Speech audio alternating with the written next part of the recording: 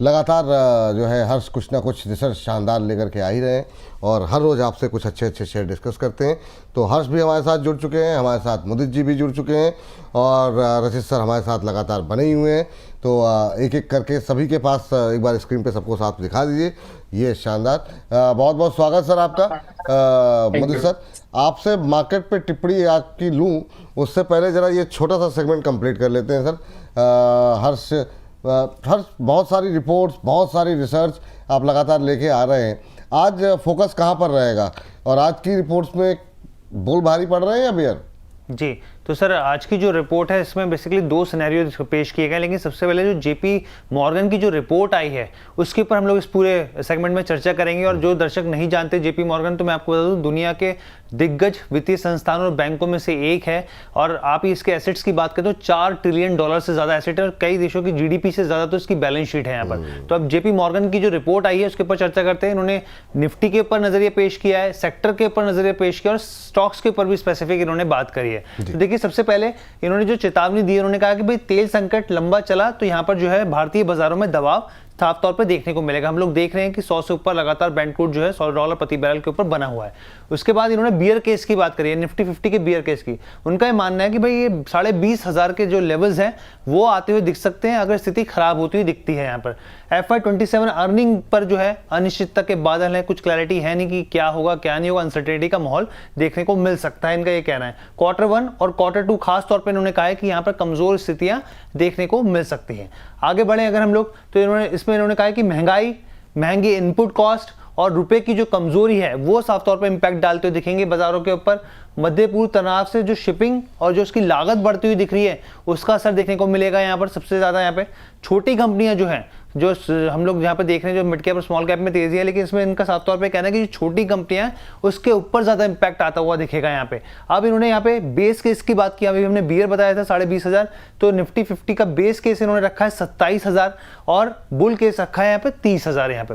अब अगर हम लोग यहाँ पे आगे बढ़े यहाँ पर, तो पहले एक जो है सेक्टर की बात कर लेते हैं, फिर उसके बाद में सर आप आगे बोलेंगे तो फिर हम लोग यहाँ पे स्टॉक स्पेसिफिक चलेंगे। सेक्टर में इन्होंने कहा है कि भाई अभी आपको ओवरऑल जो आउटलुक है वो कॉशियस रखना है, सावधान रहना है। यहाँ पर घरेलू जो ग्रोथ थीम्स हैं वो अभी भी इनको सपोर्टिव लग रही है, जो घरेलू जो स्थिति कंपनी की है वो इनको अभी भी बेहतर लग रही है।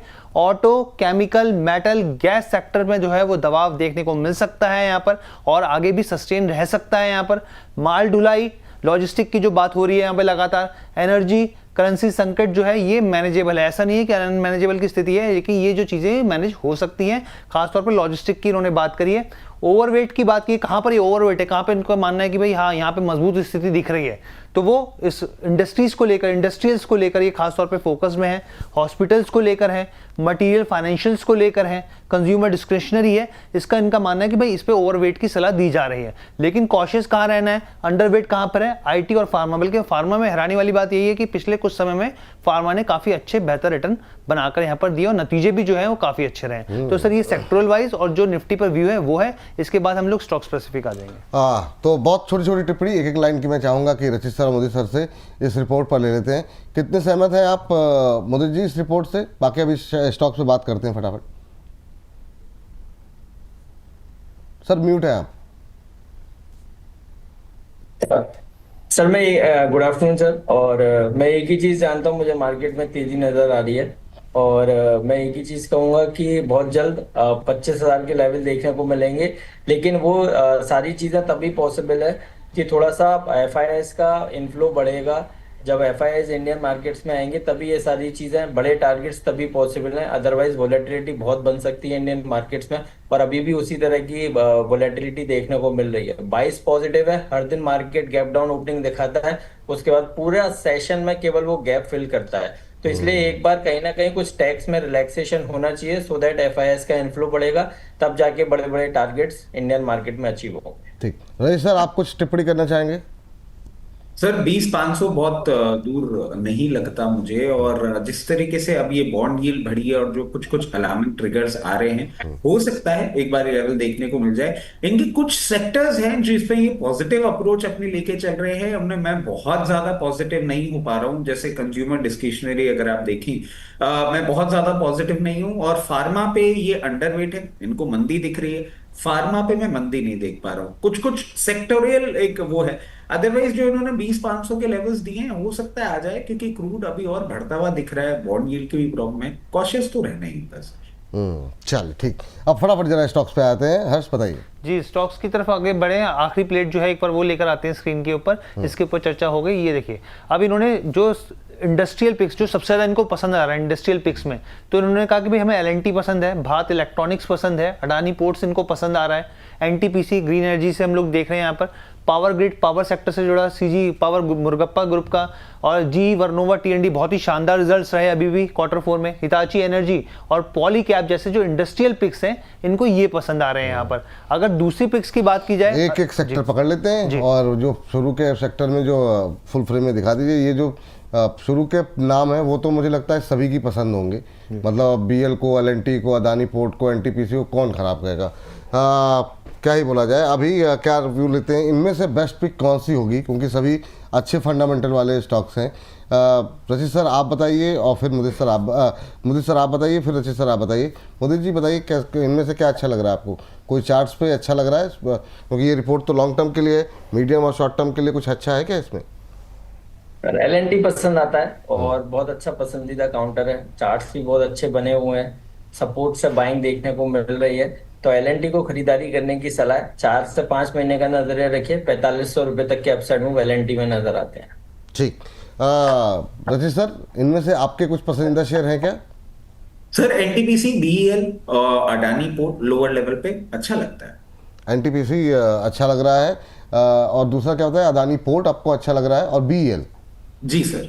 ठीक सर, तो ये अलग अलग सेक्टर से आपने पिक किया, बहुत अच्छा। डिफेंस, पावर जो है अच्छा लग रहा है, एनटीपीसी, बीएल, और तीसरा क्या था सर? अडानी पोर्ट्स। हाँ, अदानी पोर्ट, ठीक है सर। चलिए अब बैंकों पे और बाकी एनबीएफसीज पे आ जाते हैं।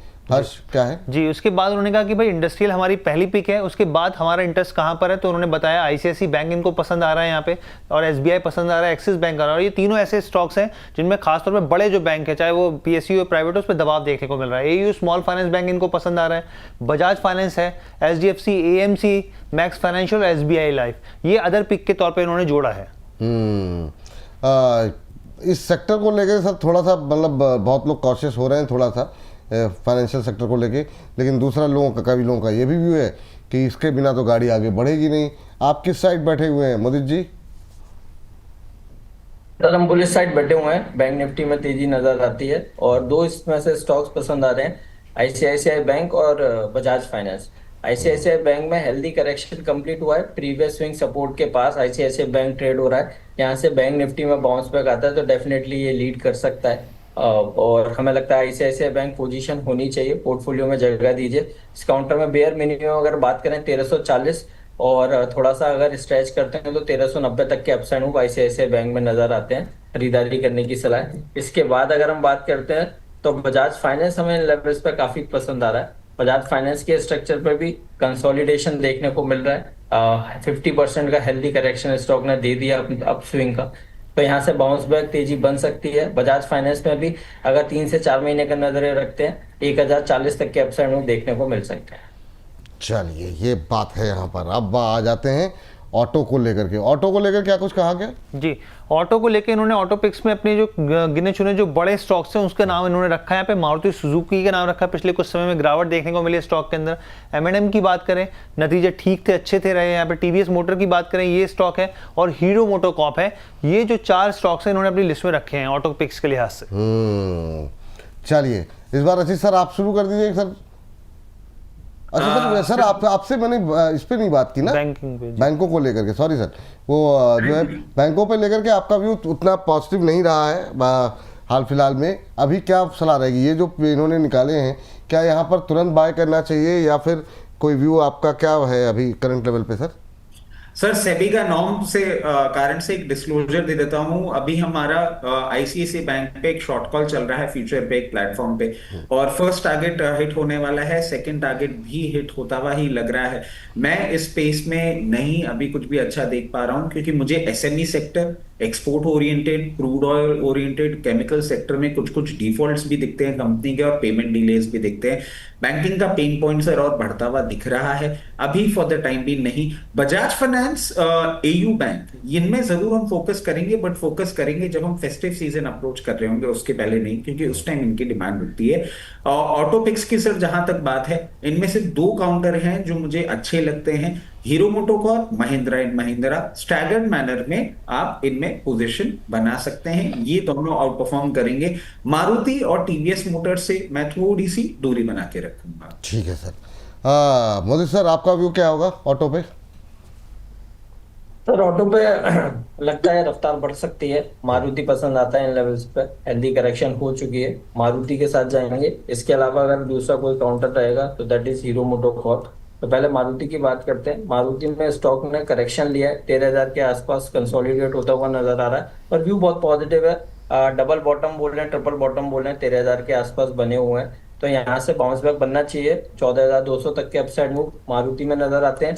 हीरो मोटो की बात करते हैं, एक डिस्क्लेमर देंगे, ये स्टॉक हमने अपने प्रीमियम क्लाइंट्स को दे रखा है, तो वहां पर पोजीशन हो सकती है। जो भी चार्ट्स पर बात कर रहे हैं, चार्ट्स के हिसाब से ही बात कर रहे हैं। देखिए स्टॉक में भी अगर बात करें, कंटिन्यूअस करेक्शन के बाद ट्रिपल बॉटम पैटर्न कंप्लीट हुआ है यहाँ पर भी, और लोअर लेवल से बाइंग देखने को मिल रही है। होने के लिए अब कुछ बचा नहीं है, चाहे मारुति हो चाहे हीरो मोटोकॉर्प हो, तो हमें तेजी नजर आती है। हीरो मोटोकॉर्प में 5400-5500 तक के अपसाइड मूव देखने को मिल सकते हैं। चलिए, ये बात यहाँ पर निकल के आई है।